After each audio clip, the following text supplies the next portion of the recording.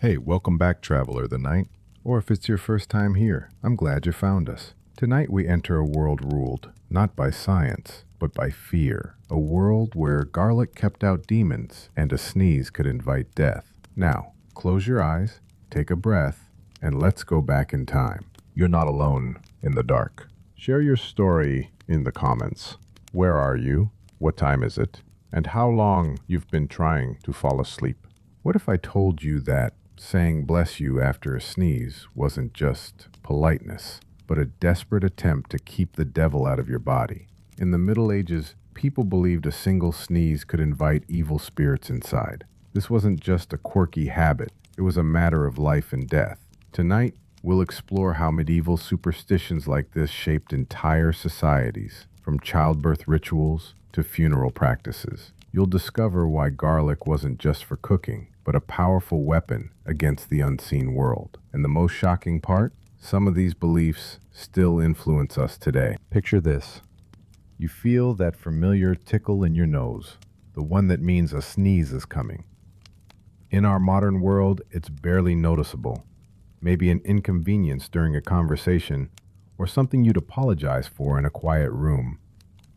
But in the Middle Ages, that same sneeze could mark the moment your soul was compromised.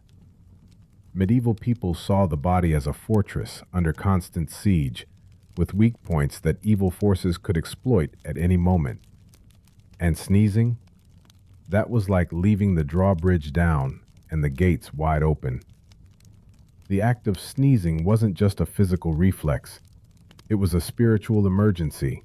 People believed the violent expulsion of air created a temporary breach in the body's defenses, making it vulnerable to demonic possession. This explains why the simple, "God bless you," we say today wasn't about courtesy at all. It was the medieval equivalent of shouting, "Code Red," and scrambling the spiritual defenses. Historical records show people would often cross themselves so violently after sneezing that it might seem like they were fighting off an invisible attacker. Some went further, believing the heart actually stopped during those brief seconds, leaving the body completely defenseless against supernatural threats.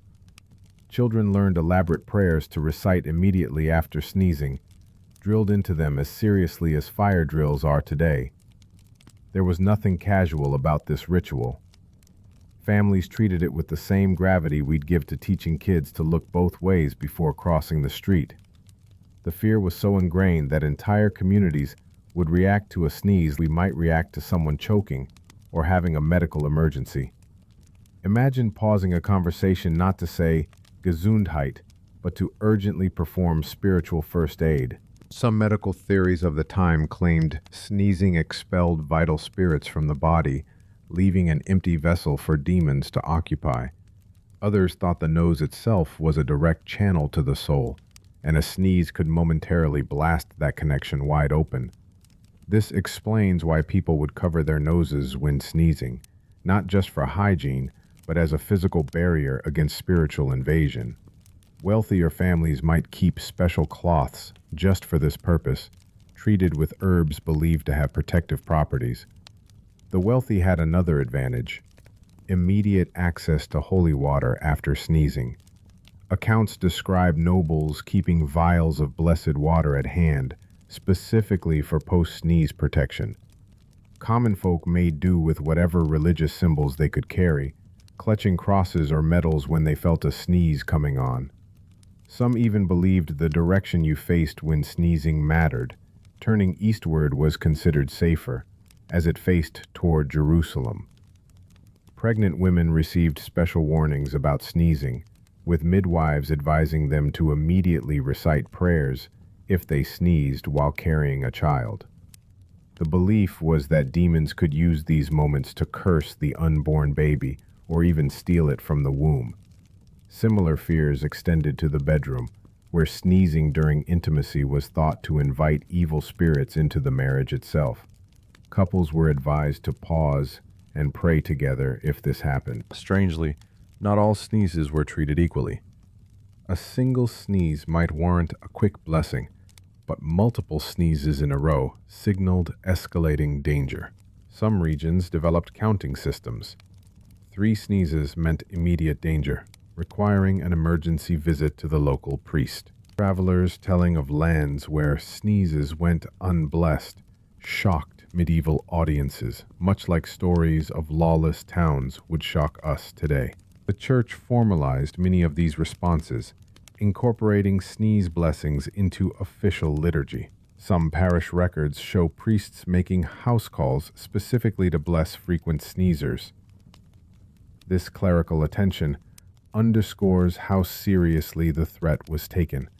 In some cases, chronic sneezing could even prompt an exorcism. The line between medical condition and spiritual affliction blurred completely when it came to respiratory issues. Our modern "bless you" has lost nearly all its original meaning, reduced to polite habit. But in medieval England, failing to bless a sneeze could get you labeled a witch or heretic. Neighbors monitored each other's responses closely, seeing proper sneeze rituals as markers of faith. The same communities that punished minor heresies harshly treated sneeze blessings as equally serious matters. What's fascinating is how these fears translated into everyday objects. People carried sneeze boxes, small containers with blessed herbs to sniff after sneezing. Homes might have a designated sneeze chair, where family members would sit to recover spiritually after an episode. Even the wealthy couldn't escape these practices.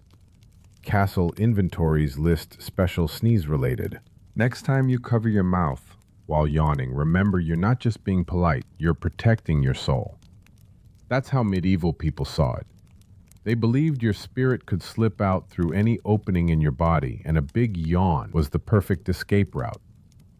Picture this: you're a peasant in 14th century England. The church bells just rang for vespers. As you stretch after a long day in the fields, a yawn escapes your mouth.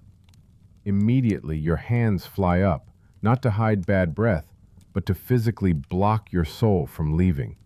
Your neighbor does the same, clutching the small lead medal of St. Christopher around his neck as he yawns. This wasn't occasional behavior. It was as routine as locking your front door. Here's why they were so afraid. Medieval anatomy taught that the soul wasn't just some abstract concept. It was a physical substance that filled your body. When you opened your mouth wide, you created an exit. Church writings warned about the danger of the gaping mouth, comparing an unprotected yawn to leaving your castle gates unguarded at night. Some texts even describe seeing a faint mist escape from mouths during yawns. What they thought was the soul becoming visible. The wealthy had special protections. Silver yawn spoons were kept at bedside tables. You'd press the cold metal against your lips when yawning to repel evil spirits. Nobles wore elaborate necklaces with gems believed to trap wandering souls. One inventory from a French duke's estate lists 3 yawn watches, servants whose sole job was to stand ready with blessed cloths when their master felt sleepy.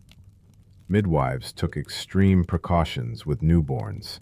They'd swaddle infants so tightly that only the nose was exposed, using linen strips to literally bind the baby's mouth shut during sleep.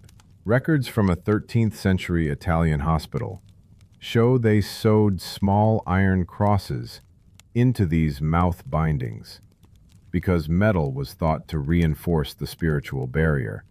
Imagine being so convinced of this danger that you'd wrap your child's face like a mummy every night. The church capitalized on these fears. Special yawn blessings were sold, scraps of parchment with prayers that you'd hold in your mouth when tired. Some parishes kept yawn bowls of holy water at their entrances, where parishioners could dip their fingers before covering their mouths. During Lent, extra emphasis was placed on guarding against drowsiness. since spiritual vigilance was already lowered by fasting. Nighttime brought heightened danger.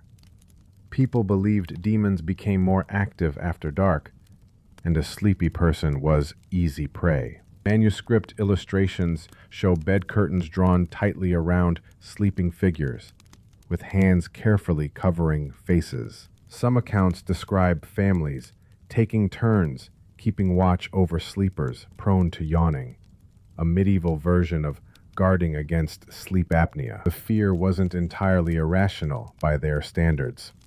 Medieval medicine taught that yawning drained vital heat from the body, making you weaker against spiritual threats. Theological debates raged about whether angels could yawn. Most said no. Their celestial bodies were perfectly sealed. Even animals weren't safe. Farmers would muzzle horses at night to prevent their souls from wandering. Strangely, not all yawns were equal. A small daytime yawn might get a quick hand wave, but waking up with a big stretch, that required immediate prayer. Some German villages had yawn taxes, fines for doing it conspicuously in public without proper precautions. Travelers' accounts tell of being scolded for yawning near churches, where the concentration of spirits made it especially risky. Our modern cover-your-mouth rule preserves this ancient panic. Those Victorian etiquette manuals didn't invent the idea. They just repackaged medieval terror as good manners. Next time you're in a meeting fighting sleep, watch how many people subconsciously guard their mouths. That instinct comes straight from the Dark Ages, when every bodily function was a potential catastrophe waiting to happen. These beliefs lasted well beyond the medieval period. Victorian doctors still warned patients against indiscriminate yawning, and some early psychiatrists thought excessive yawning signaled moral weakness. Even today, some cultures maintain variations, like the Greek tradition of making the sign of the cross after a yawn. It's one of those invisible threads connecting us to a world where people truly believe their souls could leak out through their faces. The next section will show how medieval people fortified their homes against these same threats. Because if your body was vulnerable, your dwelling needed even stronger protections. That creaky floorboard in an old house might be hiding more than you think. Beneath thousands of medieval doorsteps across Europe, archaeologists keep finding deliberately placed iron nails. These weren't dropped by careless builders. They were the medieval version of a home security system. Doorways weren't just architectural features to these people. They were dangerous gaps in the world's fabric, places where evil could slip into your home as easily as a stray cat. Iron had special meaning in the medieval world. People believed it could repel witches, demons, and pretty much anything supernatural. This wasn't just folk wisdom. It was serious enough that blacksmiths were seen as half craftsmen, half magicians. They worked with the one material that could physically harm evil spirits. People paid extra for nails made by the most respected smiths, believing their work carried stronger protective power. A receipt from 14th century England shows a nobleman paying triple for nails wrought by Master Barnabas to protect his estate's main gate. The nails weren't just dumped under doorways randomly. Excavations show careful arrangements, sometimes crosses, sometimes star patterns, sometimes complex geometric designs meant to reinforce the barrier. In Suffolk, England, archaeologists found 37 nails arranged in a spiral beneath a 15th century farmhouse threshold. The family that lived there probably renewed the pattern annually, like we might change smoke detector batteries. Other sites reveal nails driven in upside down, a practice specifically meant to stab evil spirits trying to enter. Thresholds themselves were seen as dangerous liminal spaces, not quite inside, not quite outside. Medieval people thought evil couldn't enter a home uninvited. But doorways created a legal loophole. Spirits could linger there, waiting for someone to accidentally invite them in. This explains why so many cultures developed threshold rituals, from carrying brides over them to placing protective herbs in the doorway. The nails were just one part of a whole system of home defense that included charms, markings, and specific words spoken when entering. Blacksmiths knew their role in this spiritual arms race. Many kept secret forging techniques they claimed made their iron especially potent against evil. Some would bless nails with holy water before sale. Guild records from France show disputes over whether certain smiths could claim their nails had demon-proof qualities. The best smiths became wealthy selling specialty items, like threshold nails with spirals engraved on the heads, or ones deliberately bent at magic angles during forging. The fear wasn't abstract. Medieval court records are full of cases where people blamed supernatural invasions on weak doorway protections. In 1432, a German farmer sued his neighbor, claiming the man's improperly guarded threshold had allowed a witch to pass through and sour his milk. The court actually ordered the neighbor to install a new nail pattern under his door, enforced by local authorities. Written charms were sometimes buried with the nails, though most have rotted away. One surviving 14th century example reads, "Iron binds, God protects, no wickedness enters here." Wealthier households used more elaborate defenses. Castle excavations reveal silver-coated nails under important doorways, sometimes mixed with holy relics. A dig at Warwick Castle uncovered 50 nails arranged in a cross beneath the Great Hall entrance, each one wrapped in parchment with scripture verses. The richest families might have entire doors reinforced with iron straps and protective patterns, both physical security and spiritual ward combined. This explains why breaking down someone's door was such a profound violation in medieval law. It wasn't just property damage. You were destroying their spiritual defenses. Penalties for forced entry were severe because you left the home vulnerable on multiple levels. Some legal codes required offenders to not just repair the door, but pay for a priest to reconsecrate the threshold. The fears weren't limited to Europe either. Similar practices appear worldwide. Iron nails buried under doorsteps in medieval Islamic lands, protective ironwork on traditional Chinese gates, African smiths creating threshold charms. It suggests a universal human instinct to fortify boundaries against unseen threats. The methods varied, but the underlying anxiety crossed cultures. Modern archaeology keeps uncovering these hidden defenses.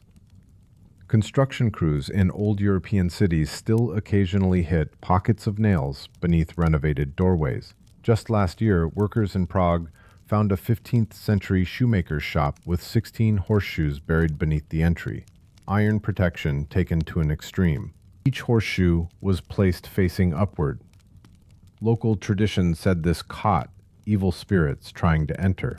Our habit of hanging horseshoes over doors today is the last remnant of this world. Most people don't even know why they do it. They just think it's for luck. But the original meaning was deadly serious. Those curved iron pieces were physical barriers against evil, not decorations. Some rural areas still observe the old rules. Never move a threshold nail once it's placed. Always use an odd number of nails. Certain saints' days are best for installation. The next time you trip on an uneven doorstep in an old building, consider what might lie beneath. Those nails stayed hidden for centuries, doing their silent work of protection. Modern security systems have alarms and cameras, but medieval homes had cold iron and unwavering faith in its power. Both solutions reflect their times, one fighting human intruders, the other guarding against things we've mostly forgotten to fear. The nails under the doorstep connect to another medieval obsession, protecting the most vulnerable rooms in the house. Because if doorways were dangerous, there was one household feature considered downright deadly when misused. That mirror on your bedroom wall? In medieval Europe, it wouldn't have stayed there after sunset. People saw mirrors as dangerous portals that became especially active at night. The reflective surface wasn't just for checking your appearance. It was a thin barrier between this world and whatever lurked beyond. Once the sun went down, households followed strict rules to neutralize these potential gateways. Medieval mirrors were nothing like ours. Made of polished metal or backed with mercury, they had a hazy, dreamlike quality that made reflections seem alive.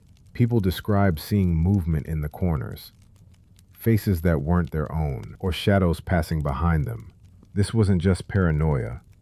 The physical imperfections in early mirrors genuinely created optical illusions. But in a world where spirits were as real as the plague, people didn't chalk it up to bad craftsmanship. Every night followed the same routine. Servants in wealthy homes would remove mirrors from bedrooms entirely. The less affluent covered them with thick cloth, sometimes embroidered with protective symbols. Some turned mirrors to face walls, believing this closed the portal. Village records mention fines for households caught with uncovered mirrors after curfew. It was considered a public safety hazard. People truly believed an unprotected mirror could attract wandering spirits into the whole neighborhood. The fear wasn't unfounded by their standards. Medieval theology taught that night was when the veil between worlds grew thin. Mirrors amplified this danger by giving spirits an entry point. Some believed demons could reach through the glass like fingers through water. Others thought mirrors could trap souls, that your reflection might step out while you slept, leaving an empty shell behind. This explains why people avoided long stares into mirrors after dark. Even a quick glance risked eye contact with something unseen. Sleeping near a mirror was considered suicidal.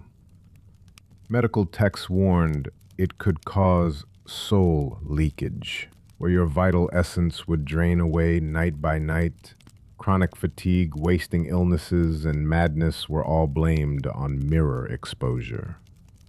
One 14th century physician prescribed moving the bed away from mirrors as treatment for insomnia.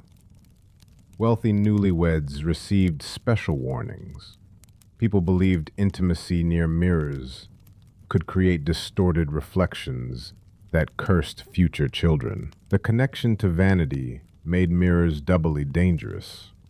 The church taught that excessive mirror use incurred divine wrath. Some priests claimed proud nobles saw demonic faces instead of their own as punishment. Breaking a mirror wasn't just bad luck. It unleashed trapped evil. Medieval folklore described cracks as devil's wounds that leaked malevolence into the world. Accidentally shattering one required immediate purification rituals, sweeping up every fragment while reciting psalms, then burying them in hallowed ground. Death magnified these fears. The moment someone died, families covered all mirrors in the house. This wasn't mourning etiquette, it was spiritual logistics. People believed the soul lingered for 3 days before moving on, and mirrors could trap it. Some traditions held that an uncovered mirror would steal the deceased's face, leaving them to wander faceless in the afterlife. Others thought spirits used mirrors as shortcuts to revisit the living. Either way, the protocols were strict. Thick black cloths, sometimes weighted with iron nails at the corners for added protection. Mirror magic wasn't all bad, though. Clever folk used mirrors defensively. Some hung small ones above cradles, believing evil spirits would see their own reflection and flee. farmers placed mirrors in barns to scare off livestock stealing demons. Wealthy travelers carried witch mirrors, tiny polished discs meant to repel curses. Apothecaries sold mirror shards as ingredients in protection amulets. Like many medieval things, mirrors had dual natures: dangerous when uncontrolled, powerful when mastered. These beliefs persisted surprisingly long. Well into the 1800s, European villages still followed mirror customs, covering mirrors during thunderstorms, avoiding them during illness, never placing them opposite beds. These weren't quaint traditions, but survival tactics passed through generations. The Victorian obsession with covering furniture after deaths, direct descendant of medieval mirror fears. Even today's horror tropes about haunted mirrors and bloody messages appearing in condensation owe something to those old terrors. Modern psychology offers explanations for why mirrors unsettle us. The stranger in the glass effect makes people sometimes fail to recognize their own reflection for milliseconds. Sleep paralysis sufferers often report seeing figures in mirrors that aren't there. But medieval people didn't have neuroscience. They had a framework where every unusual experience had supernatural meaning. When your candle flickers and your warped mirror seems to move, demons make more sense than optical illusions. We've kept fragments of these fears without the context. Ever feel uneasy passing a dark mirror at night? That's centuries of instinct flaring up. Some hotels still omit mirrors opposite beds, not for design reasons, but because enough guests complained of disturbed sleep. The taboo against birthday gifts of mirrors in some cultures? Another medieval holdover from when giving a mirror risked transferring curses. The next time you rearrange your room, notice whether you instinctively avoid placing the mirror where it'll reflect the bed. That tiny hesitation is the echo of 1,000 ancestors hissing, "Don't do it," in your ear. We've forgotten why we fear these things, but the discomfort lingers like an ancient warning carved into our subconscious. These mirror rituals show how medieval people mapped the supernatural onto physical objects. Doorways, yawns, sneezes, all were potential weak points needing protocols. But individuals protecting themselves wasn't enough. Whole communities had to coordinate against larger threats, developing systems that turned superstition into social glue. Because if mirrors endangered single households, imagine what could happen when an entire village let its guard down. Imagine living in a village where your neighbor's carelessness could literally invite demons into your home. That was the medieval mindset. Evil didn't just threaten individuals, it endangered entire communities. Towns functioned like supernatural neighborhood watches, with everyone responsible for maintaining spiritual defenses. Neglect your protections, and you weren't just risking your own safety. You were putting the whole village in danger. Every settlement had its first line of defense, witch posts. These weren't just signs or markers, they were physical barriers, usually thick wooden stakes carved with protective symbols planted at the town boundaries. Some had iron nails driven into them in specific patterns. Others held hollowed-out spaces filled with relics or written prayers. The posts served as traps.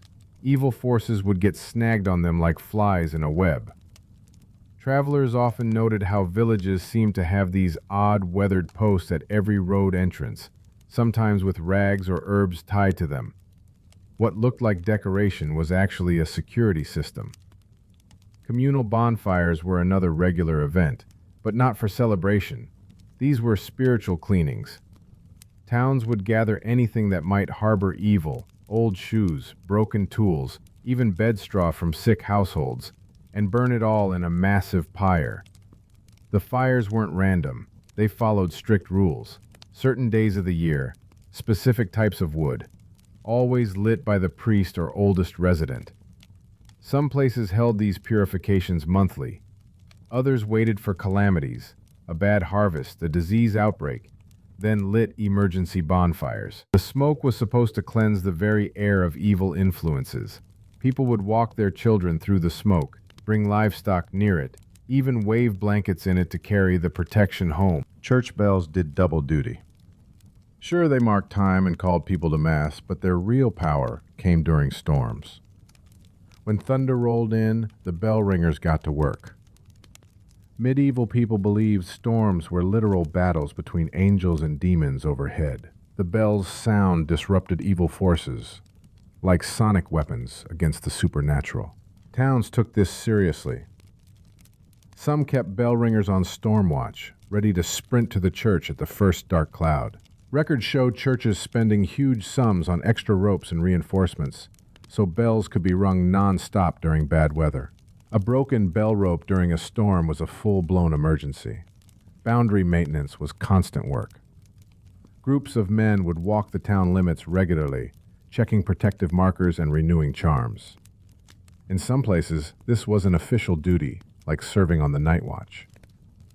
They'd look for signs of supernatural activity, unusual animal behavior, strange marks on trees, and reinforce weak spots. Certain villages had charm stones at their borders, large rocks with crosses or other symbols carved into them. These got anointed with holy water or animal blood at set intervals. Neglecting this duty could have consequences. When a Scottish village skipped its annual boundary walk in 1423, an outbreak of cattle deaths was blamed on the lapse. The systems extended to new construction. No one could just build a house wherever they wanted. Town elders would check that the location didn't disrupt existing protections. Some spots were completely off limits. Places where suicides had occurred, ground where blood had been spilled, areas near certain ancient trees. When new buildings went up, the whole community often participated in protective rituals. There are accounts of entire villages turning out to bury charms under a new blacksmith's forge, or to sing psalms around a nearly completed tavern. Even mundane activities had rules to maintain communal safety. Laundry couldn't be left outside overnight. Damp clothes were thought to attract evil. Everyone had to bring in their washing by sunset. Fines existed for breaking this rule, not because of theft concerns, but because a neighbor's forgotten shirt on the line could endanger the block. Similarly, no one was allowed to whistle after dark. The sound was believed to summon malicious spirits. Night watchmen patrolled for offenders as seriously as they watched for thieves. The systems created odd social dynamics. Well-protected households raised property values. A family known for meticulous spiritual hygiene could charge more for rented rooms. Conversely, neighborhoods would shun people who'd suffered multiple misfortunes. Their bad luck might be contagious. Some towns had cleanliness inspectors who could order spiritual remediation for neglected properties. A house with too many illnesses or accidents might be required to host a purification ritual at the owner's expense. These practices weren't just about fear, they built community. Working together on bonfires or boundary walks strengthened social bonds. Shared rituals gave people common purpose. When a village survived a bad winter without major disasters, they credited their collective vigilance. The systems also provided a sense of control. If evil could be kept out with iron and fire and bells, then the world wasn't entirely chaotic. There were rules, even for the supernatural. Of course, the protections weren't perfect. When things went wrong, sickness, crop failure, the community needed someone to blame. Often it fell on the usual suspects, outsiders, the mentally ill, unmarried women. The same systems meant to protect could turn vicious quickly. A woman accused of undermining the town's defenses might find herself facing more than just gossip. The boundary markers meant to keep evil out sometimes became the stakes where alleged witches were burned. We've mostly lost this sense of communal spiritual responsibility. Modern people might check their smoke detectors, but few worry about their neighbor's home security affecting their own safety. Yet traces remain. Neighborhood watch programs, community cleanup days, even the way whole towns sometimes rally around during crises. The instinct to protect the group hasn't disappeared. It's just shifted to different threats. The church officially disapproved of many folk practices, calling them pagan superstitions. But in reality, local priests often participated. They blessed the bonfires, led the boundary walks, and advised on protective measures. This tension between official doctrine and practical reality created constant friction. Because while the church condemned superstition, it also benefited from being seen as the ultimate authority against evil. The next section will explore how religious leaders walk this tightrope, publicly denouncing folk magic while quietly absorbing its power. Here's the medieval church's open secret. While it officially condemned superstitions, it quietly used them to its advantage. Imagine being a priest in 12th century France. Your bishop rails against pagan practices from the pulpit, but your congregation still leaves offerings at the old oak tree. Do you tear it down and risk rebellion, or sprinkle holy water on it and declare it sacred to Saint whoever? Most chose the second option. This balancing act shaped medieval Christianity more than any doctrine. Sunday sermons condemned folk magic, but weekday practices told a different story. Farmers asked priests to bless fields, not just with prayers, but using the same circular patterns their ancestors walked when honoring harvest gods. The priests might call it a procession, the farmers might call it the old way, but everyone got what they needed. Church records show clergy performing rituals suspiciously similar to what they publicly denounced. In England, some even used charms with Latin prayers written on them, a holy sticker slapped over pagan beliefs. Saints became the perfect cover for this spiritual smuggling. Take Brigid of Ireland. Her cult adopted so many traits of the Celtic goddess Brigid that scholars still debate where one ends and the other begins. Her feast day, the pagan festival Imbolc. Her sacred fire, straight from Druidic tradition. The church didn't erase these practices. It repackaged them. People could keep visiting the same holy wells, only now they prayed to saints instead of local spirits. Everyone won. Peasants kept their familiar comforts. The church expanded its influence. But this tolerance had limits. The same institution that absorbed some pagan elements mercilessly persecuted others. Herbal healers using non-Christian chants, dangerous. Midwives invoking old birthing spirits, heresy. The difference often came down to control. Practices the church could oversee and rebrand were tolerated.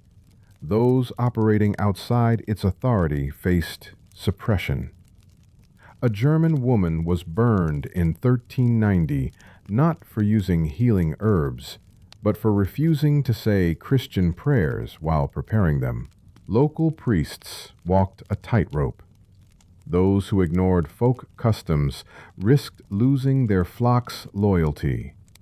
Those who embraced them too openly faced discipline. Parish records show constant low-level tension. One English vicar got reprimanded for leading a blessing of the apples that looked suspiciously like a pagan fertility rite. His defense? The villagers would have done it without him anyway. Better to Christianize it than let heresy flourish. The bishop grudgingly agreed. Religious art reflected this duality. Official church paintings showed saints in proper biblical scenes. But look at the margins of medieval manuscripts. There you'll find older beliefs peeking through. Harvest demons, transformed into harmless doodles. Celtic knots sneaking into illuminated letters. Even gargoyles served double duty. Officially, they represented evil vanquished, but their grotesque faces mirrored pre-Christian wardings against spirits. The church's calendar became a patchwork of compromise. Christmas absorbed winter solstice celebrations. Easter swallowed spring equinox rituals. Ordinary people probably didn't care whether their May Day dances honored ancient fertility gods or the Virgin Mary. The important thing was keeping traditions alive. Clergy understood this. Some even encouraged it, as long as the Christian veneer stayed intact. This two-faced approach extended to magic objects. The church condemned amulets unless they contained relics. It forbade fortune-telling, except when priests interpreted dreams as divine messages. The same council that banned weather magic in 1215 permitted blessed candles to protect against storms. The line between superstition and sacrament often came down to who performed the ritual and what words they used. Persecution followed a simple rule. Practices threatening church authority got crushed. When a French village kept sacrificing a goat to ensure good harvests, a tradition predating Christianity, the church sent inquisitors. But when Bavarian farmers started invoking Saint Leonard for healthy livestock instead of the old woodland spirits, that got a stamp of approval. Both were supernatural solutions to the same problem, but only one reinforced church power. The double standard bled into architecture. Early medieval churches were often built atop pagan holy sites, not just to claim the land, but to redirect worship. Spring became baptismal font. Sacred stone became altar foundation. Visitors might not realize why they felt drawn to certain chapels, but the builders knew. They'd kept the old sacred geography, just with new labels. This spiritual elasticity helped Christianity spread, but it created headaches too. Church courts constantly dealt with cases of mixed practices. A nun using love charms, a monk casting protective spells with psalms. Punishments varied wildly depending on time and place. Some offenders got light penance, others faced execution. Much depended on whether their actions challenged church hierarchy or just bent the rules. The contradiction peaked during disasters. When plagues struck, bishops railed against superstitious protections, then authorized special relics and processions that looked awfully similar. During famines, the same church that condemned rain magic encouraged pilgrimages to shrines famed for ending droughts. Survival often trumped doctrine. This legacy lives on in odd places. The holy water font by church entrances, that's the descendant of purification rituals at pagan temple gates. The Christmas tree, a medieval German compromise that stuck. Even Halloween, officially the eve of All Saints' Day, keeps its ghosts and divination games because the church never fully erased the old Samhain celebrations. For medieval commoners, these blended practices weren't contradictions, but common sense. Why abandon what worked just because the labels changed? A prayer to St. Anthony for lost items replaced charms to the god of travelers. Holy oil supplanted magical ointments. The methods felt familiar, even if the names differed. The church's genius was realizing people care more about results than theology. A peasant didn't mind whether a blessing worked through sacramental power or ancient magic, as long as it saved their wheat crop. By offering spiritual solutions that felt continuous with the past, Christianity became inseparable from daily life. This pragmatism came at a cost. The same flexibility that helped conversion bred suspicions of corruption. Reform movements periodically erupted, demanding a return to quote-unquote pure Christianity, only to eventually make their own compromises with local beliefs. The cycle repeated for centuries because it worked too well to abandon. The next time you see someone knock wood or avoid walking under ladders, remember, you're watching the latest chapter in this ancient dance between official religion and folk belief. The players change, but the pattern endures. When we examine medieval childbirth next, you'll see how these tensions played out in life's most vulnerable moments. Giving birth in medieval Europe wasn't just a medical event. It was a spiritual battleground. The moment labor began, everyone switched into defense mode. People believed demons specifically targeted newborns and mothers during childbirth, seeing them as vulnerable prey. This wasn't just nervous superstition. Records show clergy warning pregnant women that evil spirits actively sought out unbaptized souls. Midwives ran the show during deliveries, and their toolkits looked more like exorcism kits than medical supplies. They'd hang cloves of garlic around the birthing room, sometimes threading them into necklaces for the mother. The smell was thought to create an invisible barrier demons couldn't cross. Some even placed garlic in the mother's mouth, believing the strong odor would drive spirits backward if they tried entering. Wealthy families might use silver instead, equally protective, but less pungent. Iron played a key role in these birth defenses. Midwives often positioned knives, scissors, or horseshoes near the bed. The reasoning was straightforward. Demons couldn't tolerate iron's presence. Some practiced an extreme version where they'd tap iron tools against the bedposts during contractions, believing the metallic sounds repelled evil. One 14th century birthing manual advised, "Let the iron be cold and unworked. Forged metal loses some virtue." Blacksmiths became unofficial consultants for expecting families. The birthing chamber itself transformed into a fortress. Windows got covered with thick cloth to prevent spiritual intrusion. Doors remained locked except for absolute necessities. Even a keyhole might get stuffed with herbs. Families drew protective symbols in charcoal on the floor, usually crosses or circular designs meant to trap evil. In some regions, they'd place a broom upside down behind the door, not for cleaning, but because spirits supposedly couldn't resist counting the bristles, buying time for the birth to finish. Newborns entered a world of immediate danger. That's why medieval families delayed naming babies, sometimes for weeks. The logic was brutally practical. Nameless children were harder for demons to claim.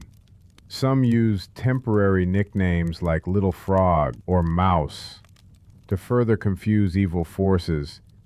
Names themselves held power, so choosing one became a carefully timed ritual. Wealthy families consulted astrologers for the optimal naming day based on planetary alignments. Baptism timelines reveal how seriously people took these threats. The church required infants baptized within days of birth, but many families pushed for same-day ceremonies. Some priests kept emergency baptism kits ready at all times. There are accounts of midwives performing rough baptisms during difficult births, reciting the rites while wiping the baby with holy water just in case. No one wanted to risk an unbaptized death. That meant limbo, at best, demonic capture at worst. The period after birth remained dangerous, too. Mothers stayed confined with their babies for weeks, a practice called lying in. This wasn't just recovery time, it was an ongoing spiritual quarantine.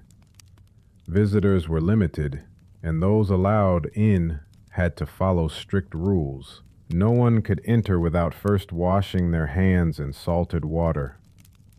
Gifts for the baby had to pass through smoke from protective herbs before being accepted. Even compliments were dangerous. Praise might attract jealous spirits, so people purposefully called babies ugly as camouflage. Sleep brought fresh dangers. Cradles got elaborate protections. Garlic under the mattress. Iron nails driven into the frame. Sometimes even a bit of the father's beard hair woven into the bedding. Swaddling served a dual purpose beyond keeping babies snug. The tight wrappings literally bound the child's soul to its body. Some midwives sewed tiny protective pouches into the swaddling bands, containing odd ingredients: a dried bat's wing, a fragment of scripture, or ashes from a blessed palm branch. Breastfeeding had its own rituals.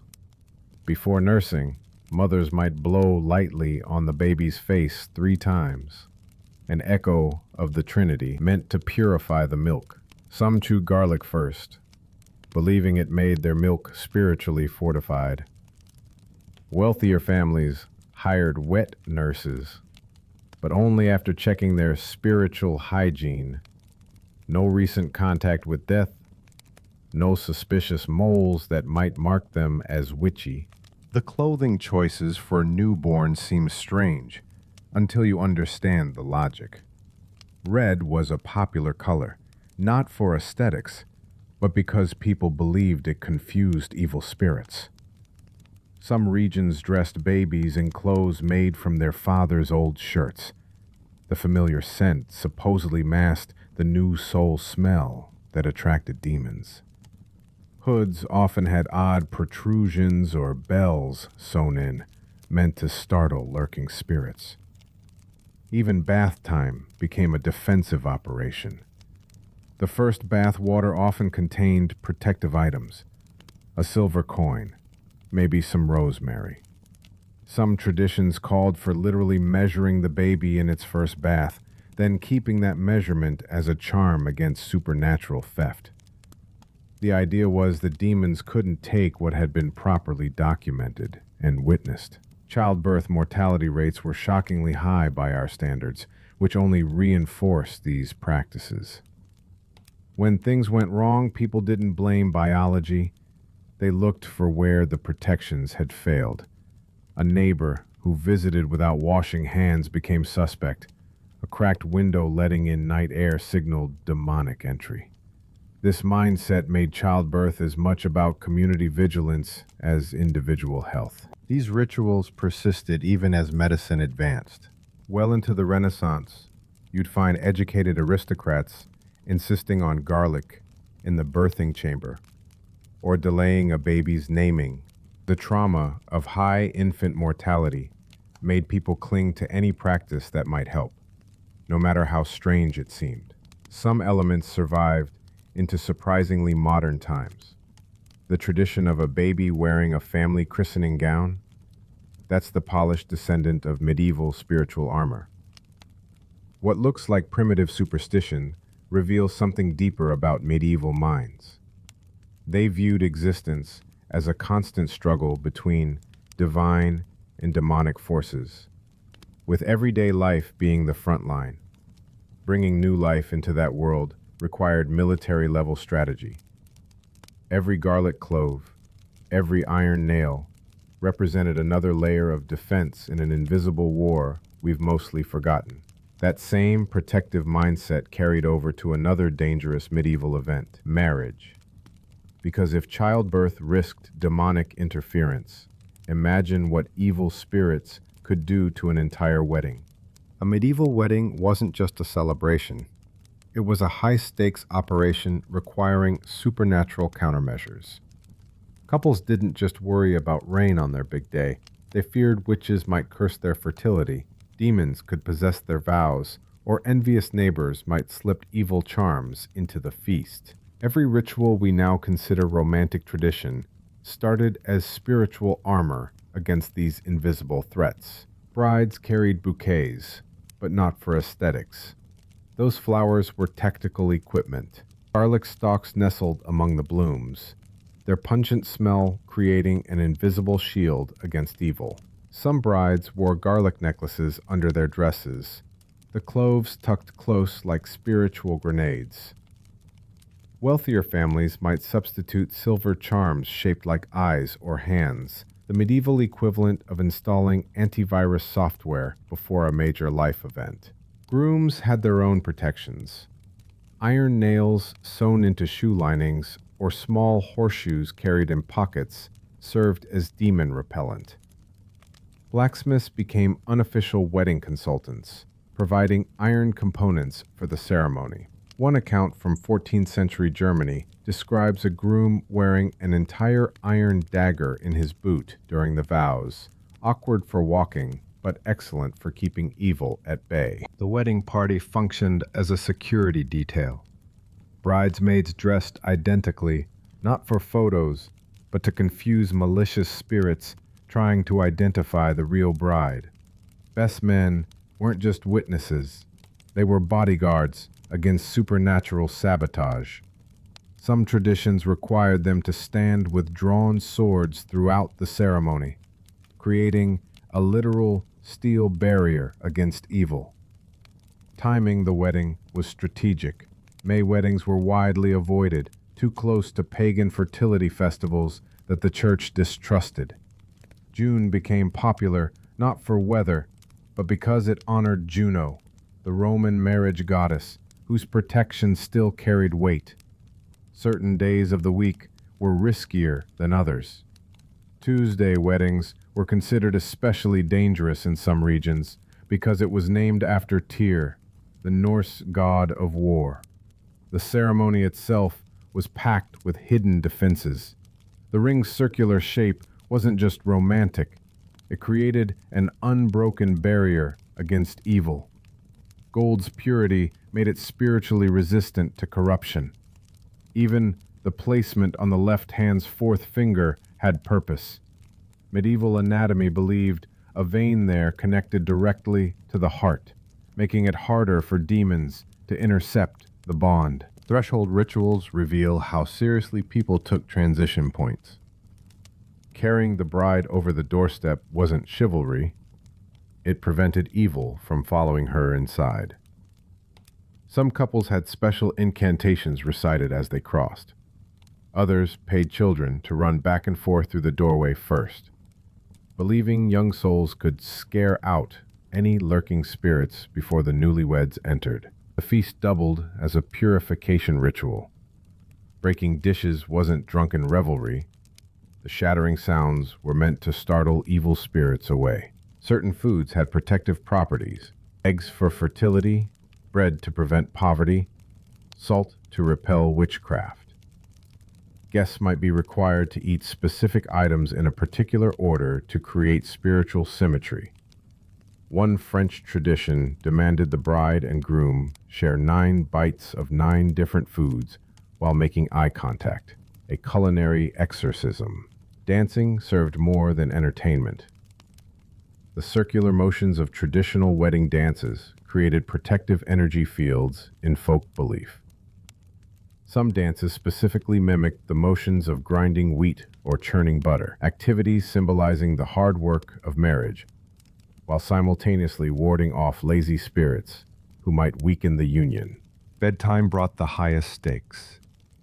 The wedding night wasn't private. Families often stationed guards outside the bedroom door, not for modesty, but because demons were thought most active during first intimacy. Some traditions required the bed be sprinkled with holy water first. Others insisted the couple wear specific amulets to bed for the first month.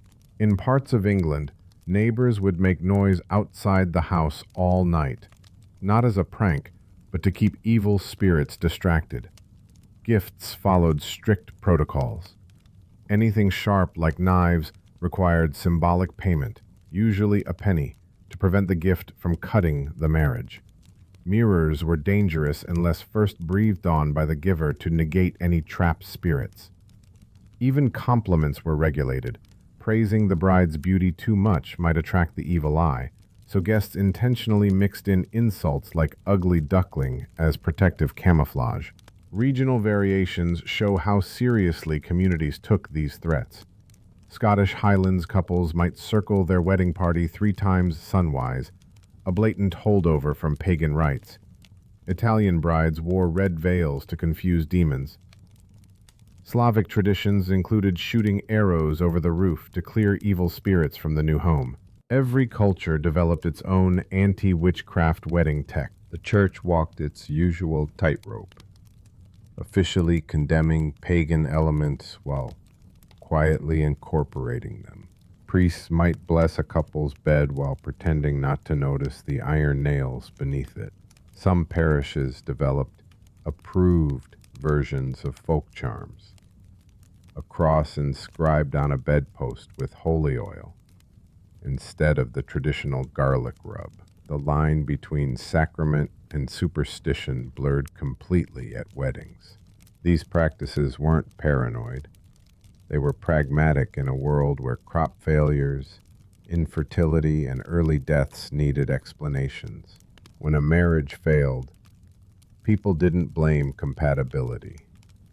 They looked for which protective ritual had been skipped. Parish records show annulment cases where improper threshold crossing or defective ring material were listed as causes. Modern weddings keep fragments of this defensive past. The white dress originally symbolized spiritual purity, not virginity. Tossing rice, a fertility blessing that replaced more graphic pagan seed-throwing rituals. Even the tiered cake traces back to medieval bride's pies, where guests each took a slice for good luck and to distribute protective magic through the community. The next time you see a bride toss her bouquet, remember, those flowers were once weapons in an invisible war. What we've romanticized started as survival tactics against a world full of threats we've mostly forgotten. That garter tradition, originally meant to distract evil spirits from the bride's more vulnerable areas. Every sachet down the aisle carries echoes of medieval couples running a supernatural gauntlet to secure their future. These wedding defenses show how medieval people approached all major life events, not just with celebration, but with layers of spiritual security. The same mindset applied to their livelihoods, which we'll see next when examining how superstitions dictated agricultural practices down to the last seed. Because if weddings needed protection, imagine what farmers did to safeguard their crops. A medieval farmer checking his almanac wasn't just planning his week. He was preparing for spiritual warfare. That book told him more than planting dates. It mapped celestial movements, saint days, and ominous periods when sowing seeds could invite disaster. These farmers followed astrological signs as closely as soil conditions because crop success depended as much on supernatural forces as sunlight and rain. Planting followed strict cosmic rules. No sensible farmer would sow during a waning moon. That was begging for weak crops. Certain saints' days became non-negotiable planting deadlines. March 19th, the Feast of St. Joseph, perfect for barley. April 25th, St. Mark's Day, only fools would miss that window for peas. Farmers timed harvests around lunar cycles too, believing fruits picked under a full moon stayed fresher longer. Almanacs specified which zodiac signs governed which crops. Never plant root vegetables when the moon was in Leo, but leafy greens thrived under Cancer's influence. The fields themselves became ritual spaces. Before plowing, many farmers walked the perimeter chanting psalms or older incantations. Some dragged iron tools along the boundaries, creating spiritual fences. Plowmen often worked in pairs, one guiding the oxen, the other scattering blessed salt or reciting protective verses. There were rules for how to turn at each row's end, always sunwise, and what to say when the plow hit a rock. Specific prayers to Saint Isidore. Seeding required ceremony. Many farmers carried seed bags close to their bodies for days beforehand, transferring human vitality to the grains. Some spat on the first handful of seeds, an ancient gesture combining blessing and claimed ownership. Women often sewed while singing specific folk songs. their rhythms matching ideal planting tempos. In parts of France, the sower had to remain silent until noon, lest words disrupt the field's spiritual balance. Physical markers protected crops from supernatural threats. Farmers buried iron nails at field corners to repel witches' curses. Strange carvings appeared on boundary stones, crude faces to scare off blight demons, crosses to claim divine protection. Some hung animal skulls on posts, believing the empty eye sockets would absorb evil glances. Orchards got special treatment. Fruit trees might have red cloth strips tied to branches, a color believed to confuse harmful spirits. Weather magic blurred pagan and Christian practices. When hail threatened, farmers rang church bells while their wives threw iron utensils into the yard. Drought prompted processions, where entire villages dragged saint statues through parched fields. Some traditions required burying a living toad in the center of a suffering crop. Its death supposedly broke the curse. Lightning strikes demanded immediate action. The affected spot got circled with salt, then left fallow for 7 years. The church both condemned and exploited these fears. Priests denounced weather magic, but led rain processions. They mocked planting superstitions, yet blessed seeds during rogation days. Some saints became agricultural specialists. Saint Anthony protected pigs. Saint Leonard watched over cattle. Farmers paid for masses to ensure good harvests, creating a spiritual economy where divine favor required coin. Livestock demanded separate protections. Cows wore iron bells not just for tracking. The metal sound supposedly repelled night hags. Sheep got marked with red ochre crosses before spring grazing. Stable doors displayed intricate hex signs, though no one called them that yet. Even beehives received blessings. Medieval people knew angry spirits loved to sour honey. These practices weren't uniform. Regional variations reveal local fears.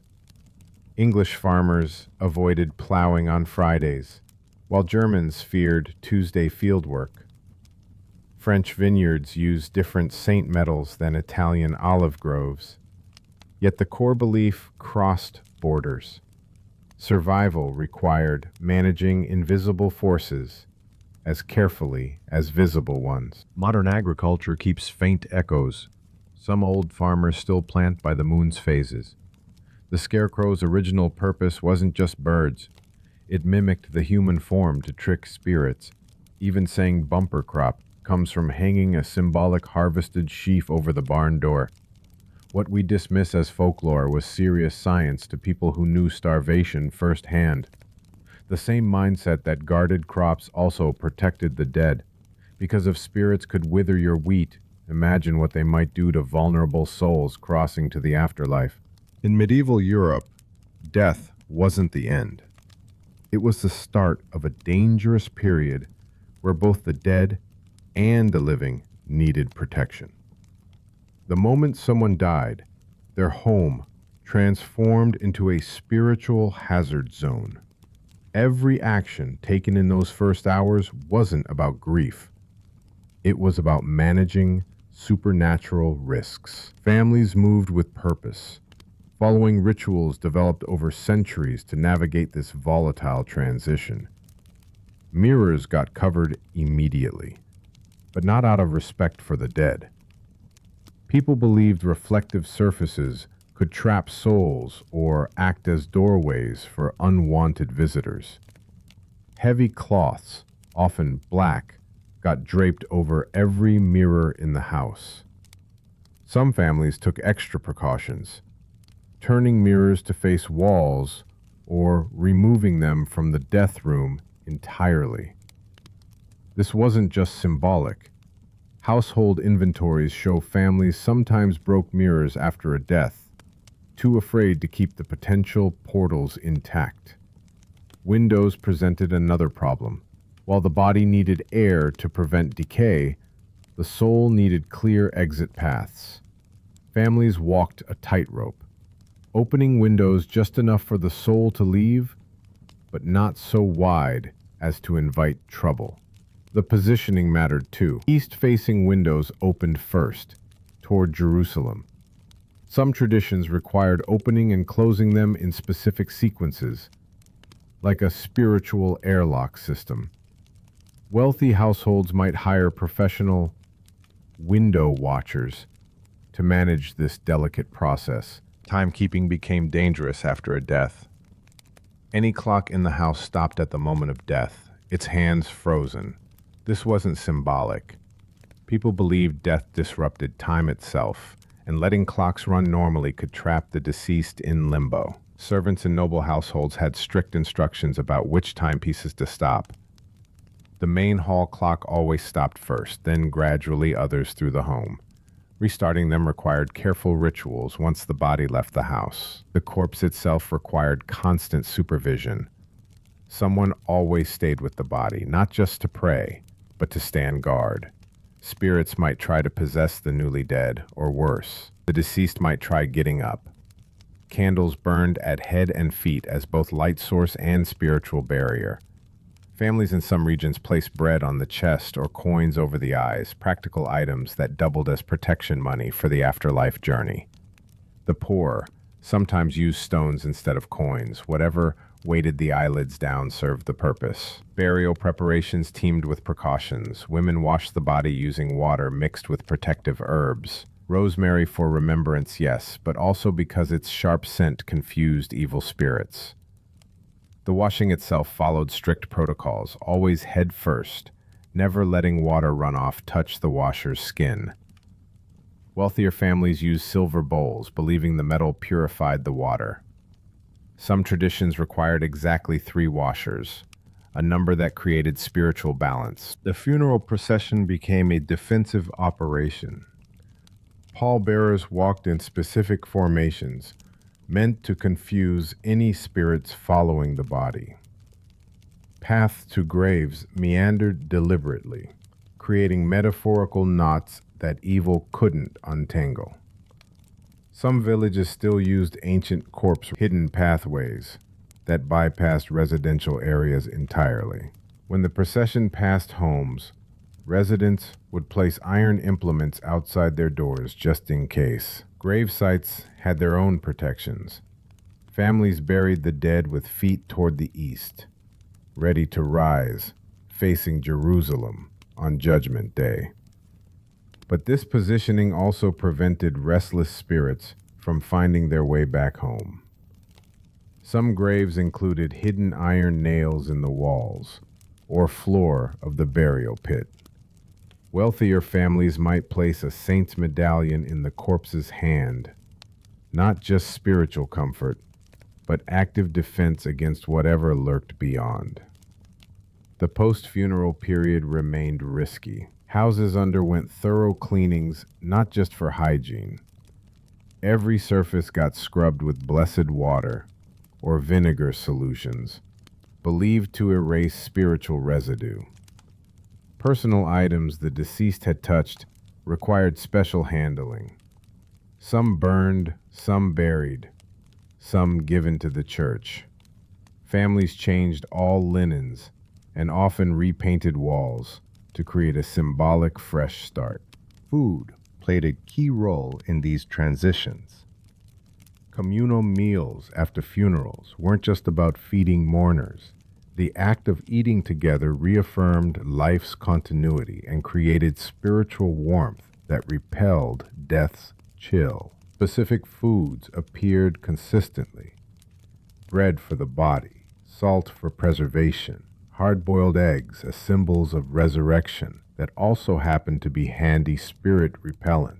The poor might share simple peas or beans, whatever filled stomachs, while maintaining the protective communal circle. Memorial practices continued these defenses long after burial. For a full year, families maintained regular grave visits on set schedules, not just anniversaries, but monthly check-ins that mirrored the lunar cycle. Some brought offerings of food or drink, practical provisions for the afterlife that also kept the deceased content so they wouldn't return seeking comforts. Wealthier families paid for perpetual masses, not just for the soul's benefit, but to maintain a sort of spiritual sentry duty against infernal forces. The church both shaped and co-opted these traditions. Official doctrine frowned on many practices, but local priests often participated quietly.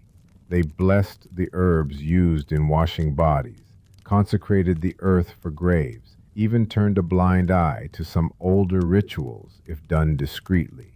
Some clergy developed workarounds, calling protective amulets medals or reinterpreting ancient chants as prayers. It was classic medieval compromise, maintaining church authority while giving people the defenses they demanded. These customs didn't disappear with the Middle Ages. Victorian households kept covering mirrors after deaths, though many forgot why. The Jewish tradition of sitting Shiva preserves elements of medieval vigilant mourning. Even our modern habit of bringing flowers to funerals stems from old practices where powerful scented blooms masked death's odor while their vitality repelled decay's influence. Every culture developed its own variations on the same basic principle. Death opened dangerous doors that required careful management. What we now dismiss as superstition made perfect sense in a world where the line between physical and spiritual was porous. Without modern medicine, death often came unexpectedly, leaving survivors grappling for explanations and safeguards. When an invisible world felt as real as the visible one, every funeral rite served as both ceremony and security system. The dead needed peaceful passage, but the living needed assurance that darkness wouldn't follow them home from the graveyard. These mortal concerns blended with another medieval anxiety, the animals that prowled both day and night. Because if human spirits caused such worry, imagine what people thought about creatures that moved between worlds effortlessly. That black cat crossing your path today might mean bad luck to some. In medieval Europe, it could have meant a death sentence for both the cat and its owner. Animals weren't just creatures to these people. They were potential spies, demonic messengers, or even witches in disguise. Certain animals became especially feared, their natural behaviors twisted into evidence of supernatural evil. Black cats bore the brunt of this hysteria. Their sleek movements and glowing eyes made them perfect suspects. Pope Gregory IX sealed their fate in 1233 by declaring black cats instruments of Satan. This wasn't just church rhetoric. It became literal policy. French towns held festivals where they burned baskets of black cats alive in public squares. Belgian traditions involved hurling cats from church bell towers before setting them on fire. The killing methods varied by region, but the fear was universal. Owls didn't fare much better. Their nocturnal habits and eerie calls marked them as death omens. People believed owls carried the souls of the damned or served as lookouts for witches. Finding an owl near your home meant someone would die soon. Some villages paid bounty hunters to eliminate owls, nailing their bodies to barn doors as warnings. The same birds revered as symbols of wisdom in ancient times became creatures of terror. Hares faced suspicion for different reasons. Their speed and sudden appearances made perfect cover for witches' messengers. People thought witches transformed into hares to travel undetected. Spotting a hare at night? That was clearly a witch on some dark errand. Farmers sometimes caught hares and performed tests, like throwing them in water to see if they sank, proof of innocence, or floated, proof of witchcraft. The line between animal and human blurred completely in these fears. The consequences went beyond animal persecution. During witch trials, owning a black cat became damning evidence. Courts accepted testimony about familiar spirits in animal form. Some trials included the animals themselves as defendants. Records show cats being sentenced alongside their owners, hanged or burned in the same executions. The mass hysteria didn't discriminate between species. This paranoia had unintended consequences. The mass slaughter of cats may have worsened the Black Death. With feline populations decimated, rat numbers exploded, along with the fleas carrying plague. The very creatures that could have controlled disease vectors were killed by the same superstitions that later blamed them for spreading sickness. Medieval logic created its own doom loop. Not all cultures shared these fears. Scottish traditions considered black cats symbols of prosperity. Welsh folklore credited them with healing powers. Sailors saw them as good luck charms ensuring safe voyages. But these positive views couldn't compete with the church's condemnation. Where fear took root, it grew like a weed, choking out older beliefs. Megaloceles, the persecution methods reveal how seriously people took the threat. Special rituals developed to identify witch animals. Some involved pricking the animal's skin to see if it bled. Real animals bled. Demons supposedly didn't. Others required observing the creature's eyes. Unnatural staring meant possession. Even mundane behaviors got interpreted as evil. A cat washing its face? That was clearly a witch grooming after night flights. Megaloceles. Farm animals weren't safe either. Cows giving bloody milk or chickens laying deformed eggs could spark accusations. People believed witches stole livestock's vitality through these animals. The solution often involved killing the tainted creature and burying it under special markers. Some farmers went further, branding crosses onto livestock or hanging iron charms in barns. The animal trials themselves were bizarre affairs. Courts gave animals legal representation, however symbolic. Some cases dragged on for months, while quote-unquote evidence was gathered. Execution methods varied by region. Hanging was common, but burning became preferred for creatures believed to be pure evil. The paperwork from these trials reads like something from a nightmare.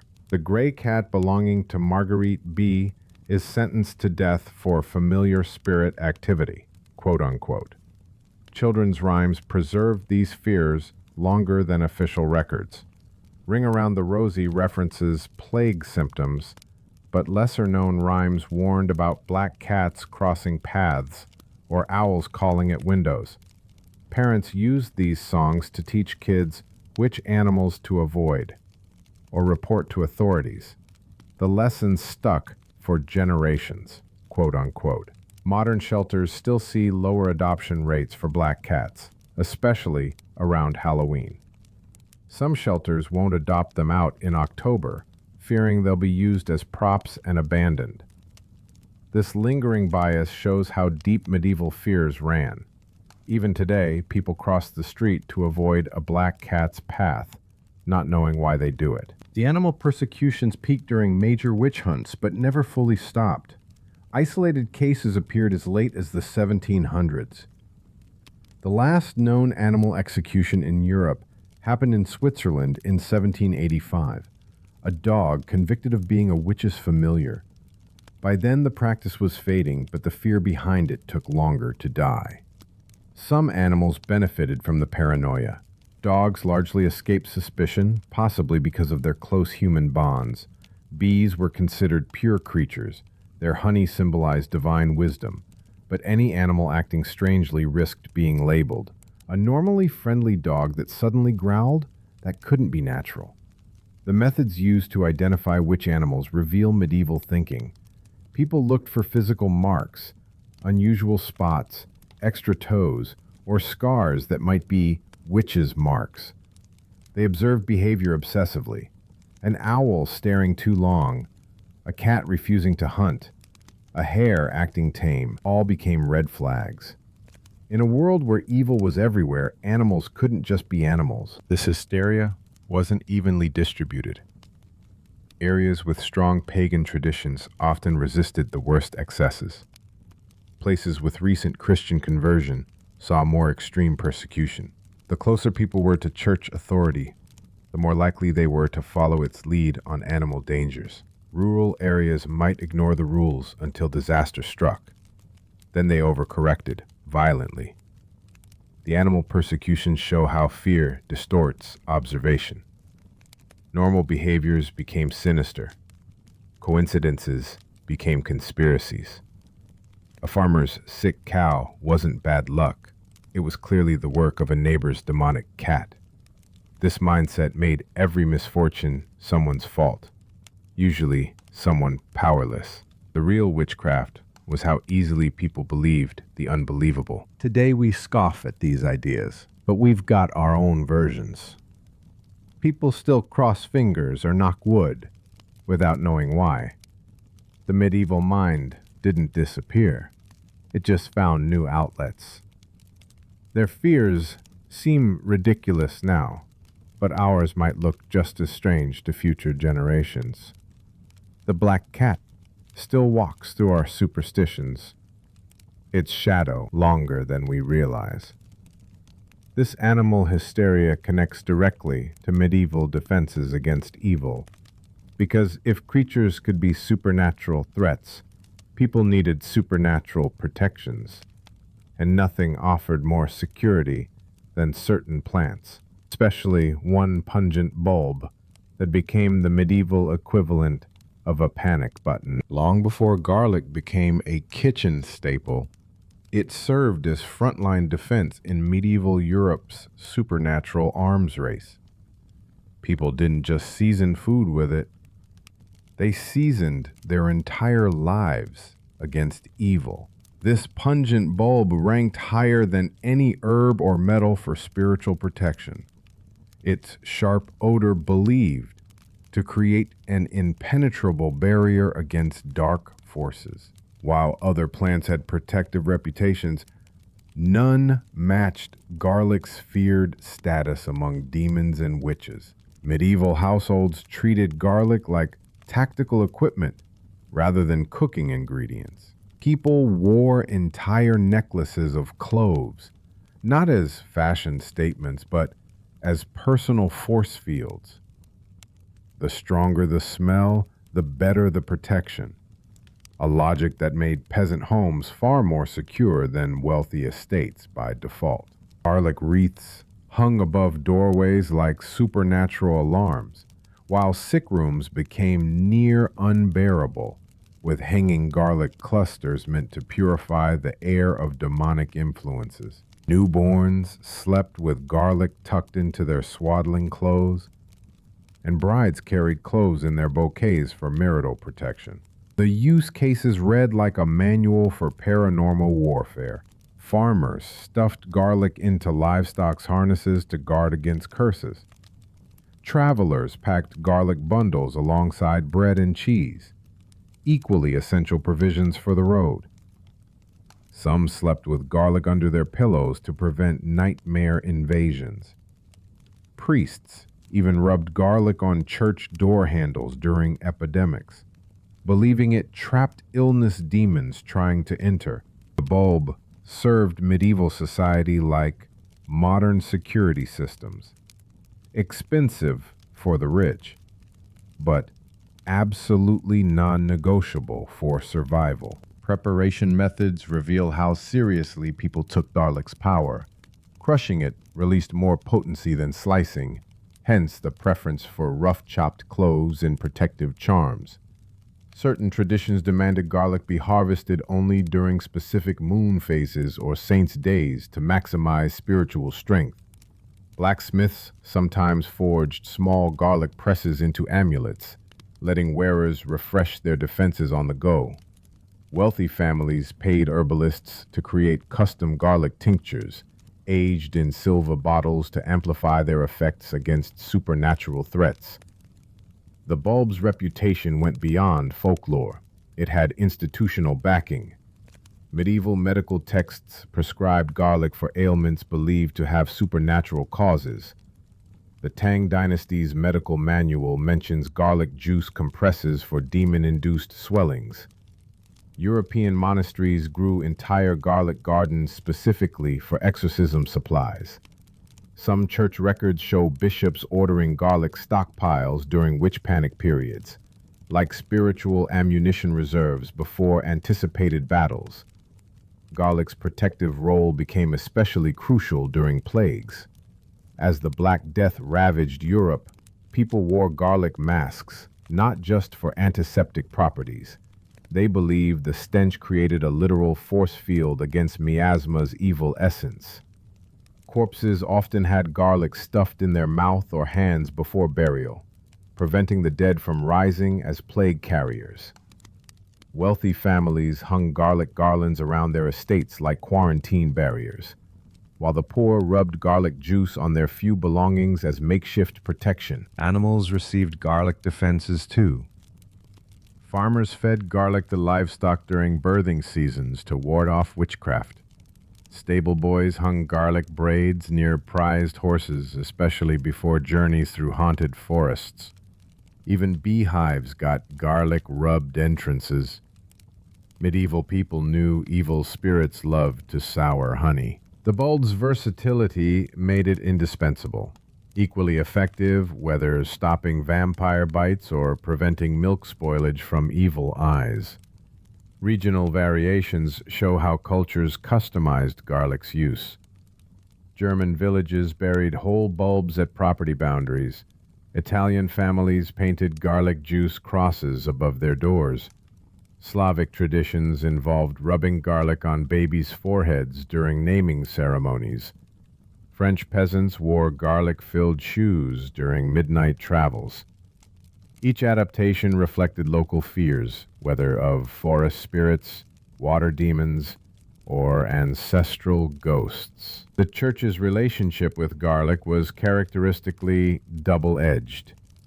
While officially condemning folk magic, priests quietly used garlic in blessings.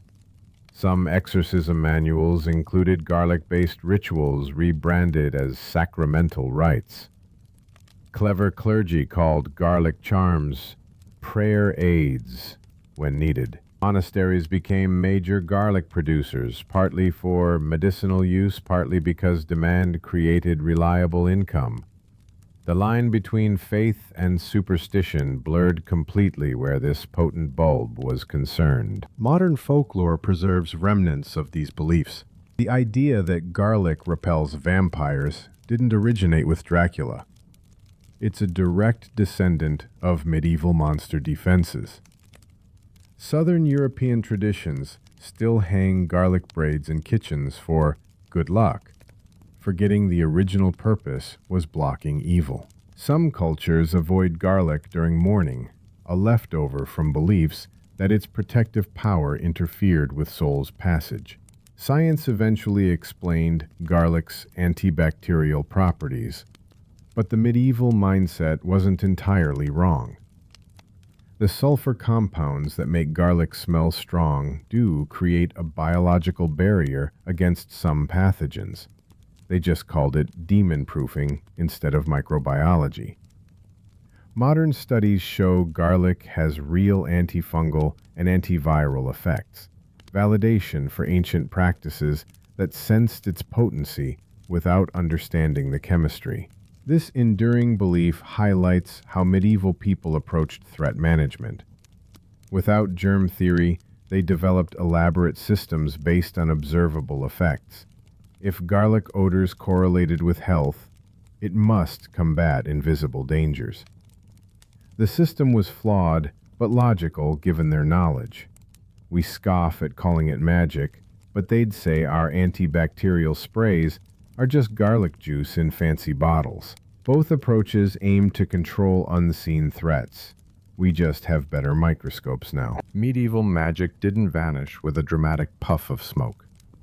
It faded slowly, like mist burning off at sunrise. The change happened gradually over centuries.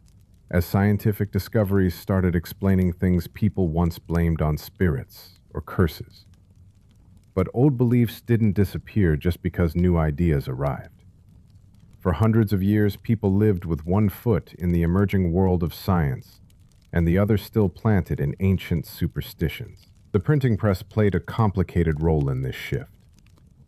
At first glance, it should have killed superstitions by spreading scientific knowledge, but it actually preserved them just as effectively.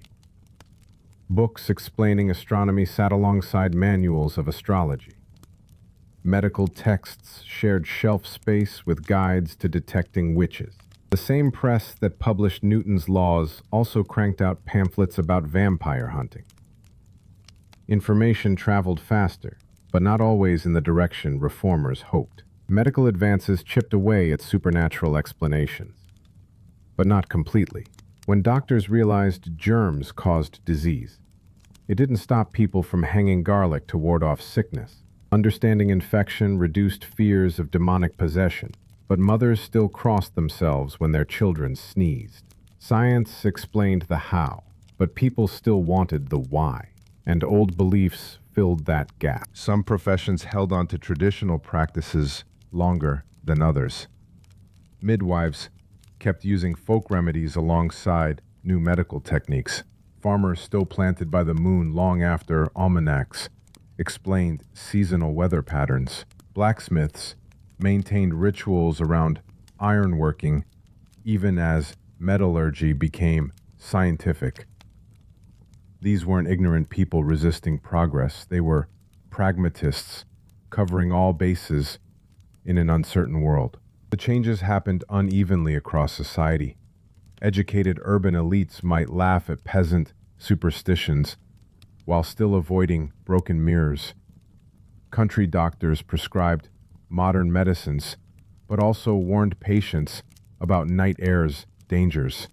Even Isaac Newton, who unraveled the laws of physics, spent years studying alchemy. The line between science and superstition blurred constantly. Religious institutions reflected this tension perfectly. Churches officially condemned magic, but quietly absorbed useful elements. Saints' days replaced pagan festivals. Holy waters substituted for protective charms.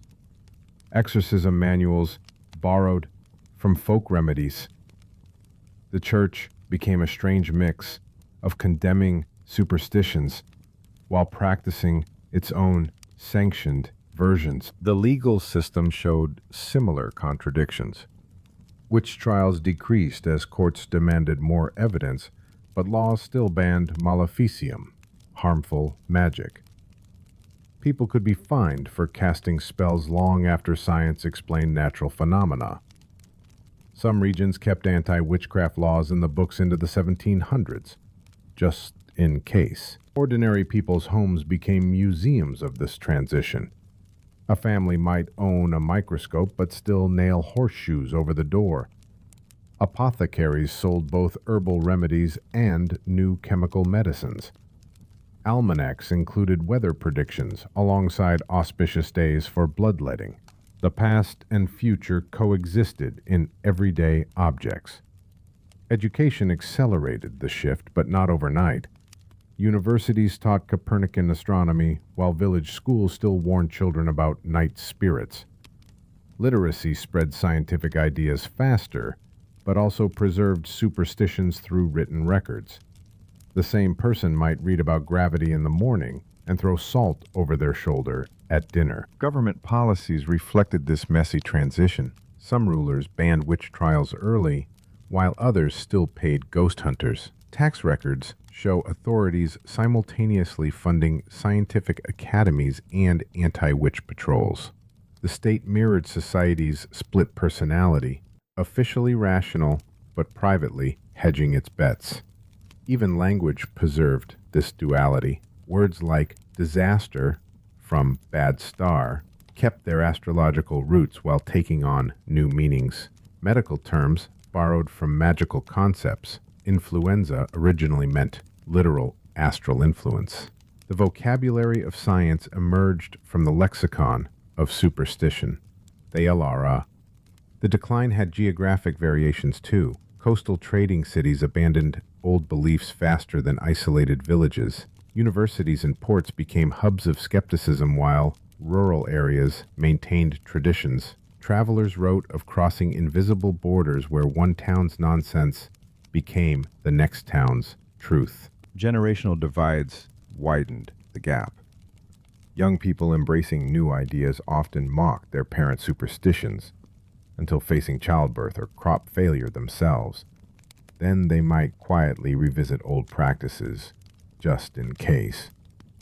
The cycle repeated with each generation's brush with mortality or uncertainty. Professions transformed at different speeds. Doctors abandoned humors before farmers gave up planting signs. Engineers dismissed demonic possession, while miners still blessed their tools. The more measurable a field's outcomes, the faster it shed supernatural explanations. But where results remained uncertain, magic lingered. The printing press's role was especially ironic. It preserved ancient superstitions in ink, just as effectively as it spread new ideas. Witch hunting manuals became bestsellers alongside anatomy textbooks. Astrology charts printed with the same presses that produced navigation tables. The technology that should have buried magic instead gave it new life. Medical science made some of the earliest cracks. Understanding contagion weakened theories of demonic disease. Anatomy lessons made soul stealing seem less plausible. But hospitals still hung saint medals beside sterilization equipment. Doctors might wash their hands scientifically while still avoiding certain words at a patient's bedside. The slow fade explains why we still have remnants today. Crossing fingers, knocking wood, avoiding Friday the 13th. These aren't medieval holdovers by accident. They survive because the transition wasn't total. The world became scientific enough for comfort, but left enough uncertainty for superstition's shadow. This unfinished revolution leads directly to our modern relationship with these ancient fears. Because if science hasn't completely erased them after centuries, perhaps they fulfill some deeper human need, one that doesn't disappear just because we invent better explanations. The final chapters of this story aren't in musty old books, but in the things you still do without thinking twice. You probably think you've left medieval superstitions behind, but your daily habits tell a different story. That quick knock on wood when you mention good fortune, that's not just a nervous tick. It's a 1,000-year-old conversation with tree spirits. In pre-Christian Europe, people believed dryads lived in trees and controlled human fate. Knocking was how you showed respect, asking permission before boasting about future success to avoid jinxing it. The sound supposedly woke the spirits so they could witness your humility. Today's version skips the actual belief, but keeps the motion intact, like a ceremonial bow no one remembers the meaning of. Walking around ladders instead of under them seems like basic safety now, but originally it had nothing to do with paint cans falling. Medieval gallows required ladders for executions, and passing beneath one meant symbolically entering death's shadow. The triangular shape formed by a leaning ladder also represented the Holy Trinity. Violating that sacred space invited misfortune. Modern workplaces don't have executioners, yet that subconscious avoidance persists. Even people who scoff at superstitions will take the long way around without knowing why. That salt you toss over your shoulder after spilling some, you're continuing a tradition older than London Bridge. Medieval cities paid workers partly in salt. It was literal worth its weight in gold. Spilling it didn't just waste money.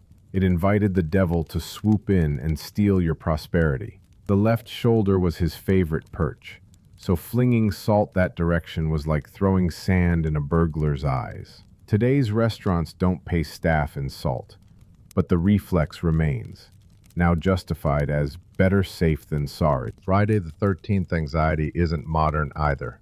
Medieval numerology considered 13 dangerously unstable. 12 completed the cosmic order, months, apostles, zodiac signs, leaving 13 as a rogue element. Fridays were already suspect as the day of Christ's crucifixion. Combine them and you had a perfect storm of bad omens.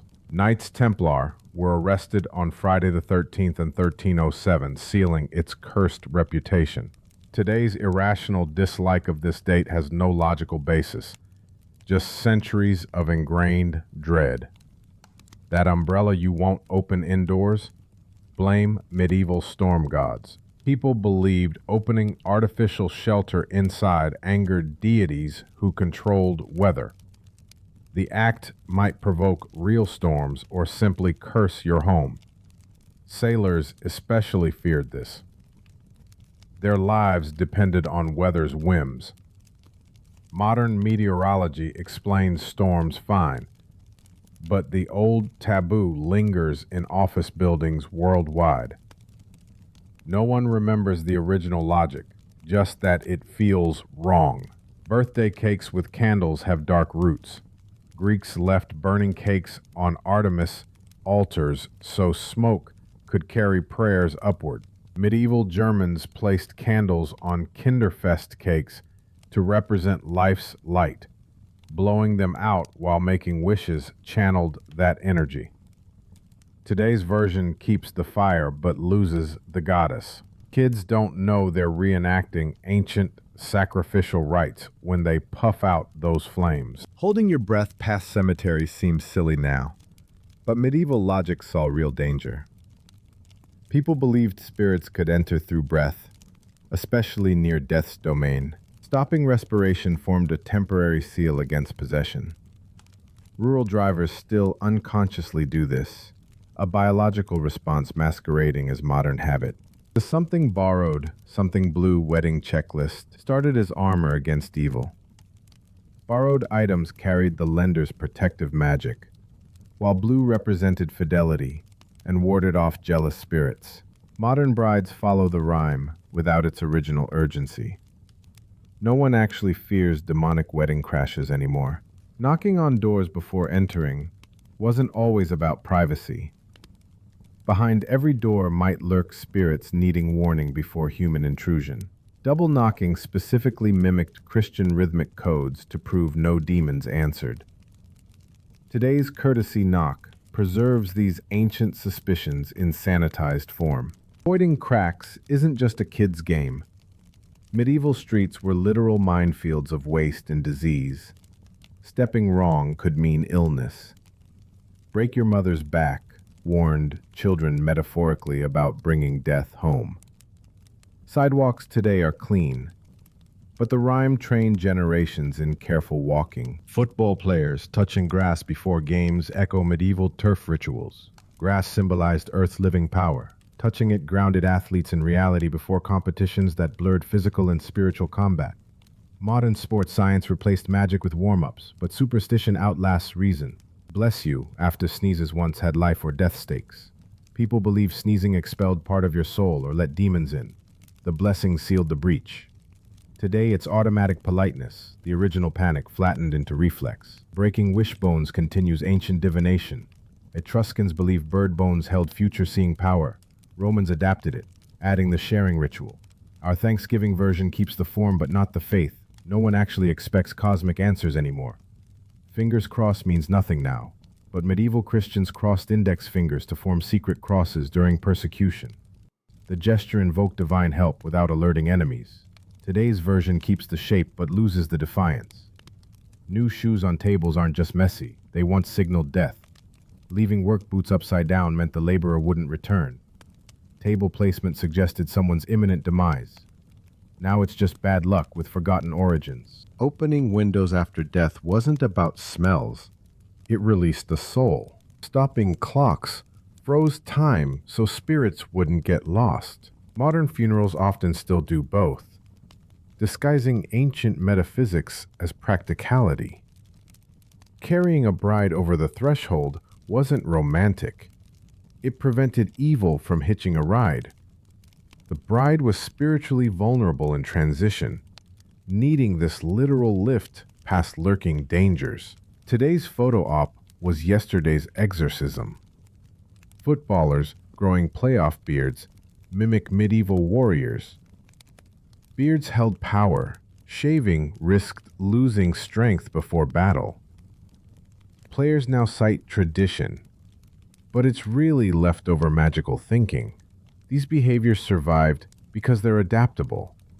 The original fears faded, but the actions remained as comfort rituals. Humans crave patterns. Even fake control feels better than chaos. Your home is a museum of medieval anxiety, each habit a fossilized fear. You've inherited defenses against dangers that no longer exist, repeating motions whose meanings evaporated centuries ago. The real question isn't why we keep these habits, but why they comfort us at all. Maybe they offer illusion of control in uncertain moments. Or perhaps they're social glue, shared rituals that bond groups.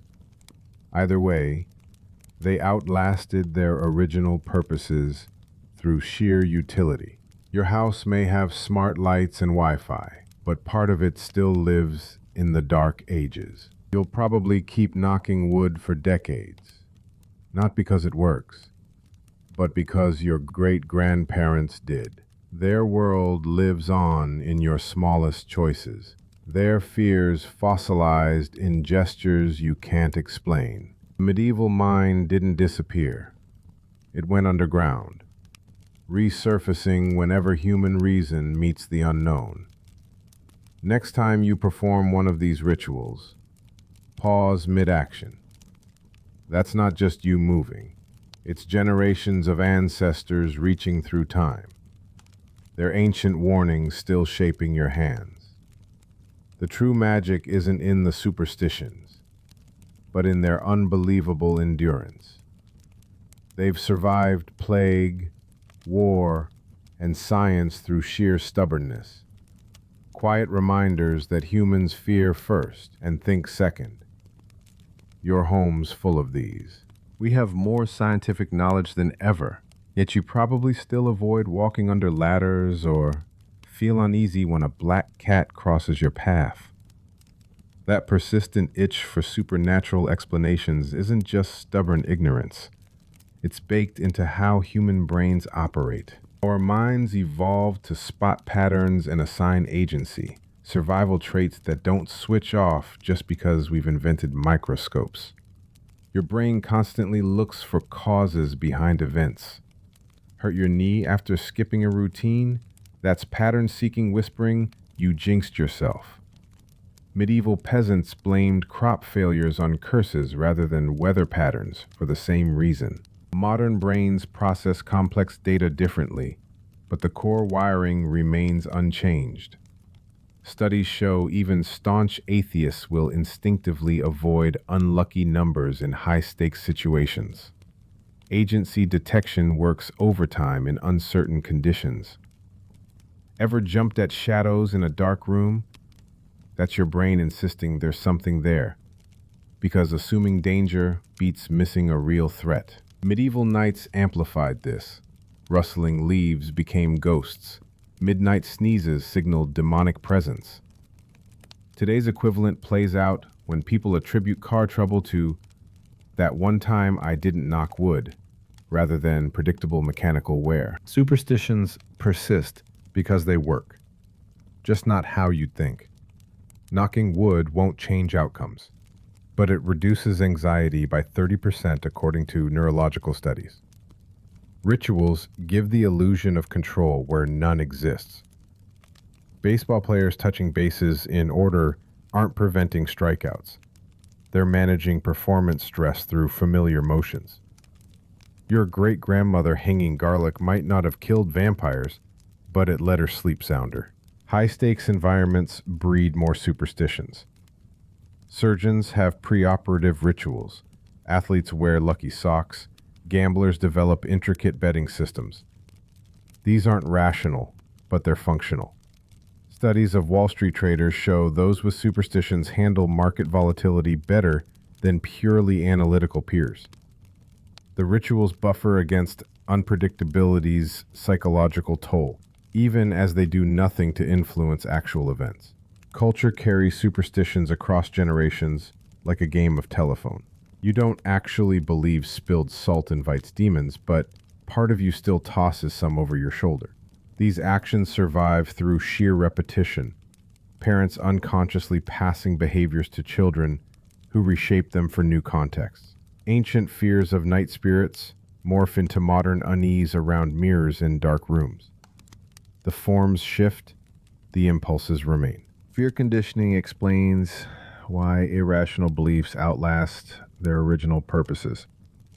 If one ancestor survived a plague by avoiding ladders, while thousands died despite caution, that single success reinforced the behavior exponentially. Our brains latch on to potential threats tenaciously. Better safe than sorry becomes better superstitious than dead. Today's harmless habits are fossilized versions of yesterday's survival strategies. Cognitive dissonance keeps modern superstitions alive. You intellectually know horoscopes are nonsense, yet pause at negative predictions. This isn't hypocrisy. It's the brain prioritizing emotional comfort over logical consistency. Studies show people perform worse when told they're being watched with evil eye intentions, even if they don't believe in the concept. The suggestion alone triggers stress responses that impair actual performance. Magical thinking thrives in information gaps. Before meteorology, storm patterns seemed arbitrary. Better sacrifice a goat than risk crops. Now we track hurricanes via satellite, yet still hesitate before important events on Friday the 13th. The dates themselves don't frighten, it's the nagging what if that lingers in science's remaining blind spots. Ancient fears retreat to these few unexplored corners where imagination still outpaces explanation. Neuroscience reveals why these beliefs feel true. MRI scans show superstitious thinking activates the same brain regions as religious faith and strong convictions. The certainty feeling is physiologically identical whether you're trusting science or avoiding sidewalk cracks. This explains why educated people still get chills from childhood superstitions. The body reacts before the mind can intervene. The brain's error detection system plays a role too. That nagging post-sneeze urge to say bless you stems from the same neural pathways that make you double-check locked doors. Potential threats register more vividly than neutral stimuli, a survival mechanism that misfires on harmless traditions. Evolution values false positives, unnecessary blessings, over false negatives, missing real dangers. Cultural transmission explains regional superstition differences. Mediterranean cultures fixate on the evil eye, while Nordic traditions fear night whistling. These aren't random, they map to historical threats. Malaria regions developed complex spirit beliefs around stagnant water. Arctic cultures focused on winter survival rituals. What gets preserved reflects what once mattered most for survival in specific environments. Modern life has simply redistributed these impulses rather than erased them. Tech workers won't walk under ladders, but obsess over cursed software comments. Patients distrust vaccines, but faithfully follow celebrity health fads. The medieval peasant feared witches spoiling milk. Their descendant worries about 5G towers. The format changes. The underlying anxiety about invisible forces remains constant. Superstitions will likely outlast future scientific advances because they serve psychological needs beyond factual accuracy. As long as humans face uncertainty, mortality, and powerlessness, we'll keep inventing rituals to manage those feelings. The dark you avoid today isn't full of demons, but your spine still tingles because evolution hasn't caught up to civilization. Those nerves were once life-saving alarms. Now they're just echoes of old fears, quietly reminding us how recently we stopped believing the night itself was dangerous. Medieval people weren't stupid. They worked with what they had, facing plagues, wars, and constant uncertainty.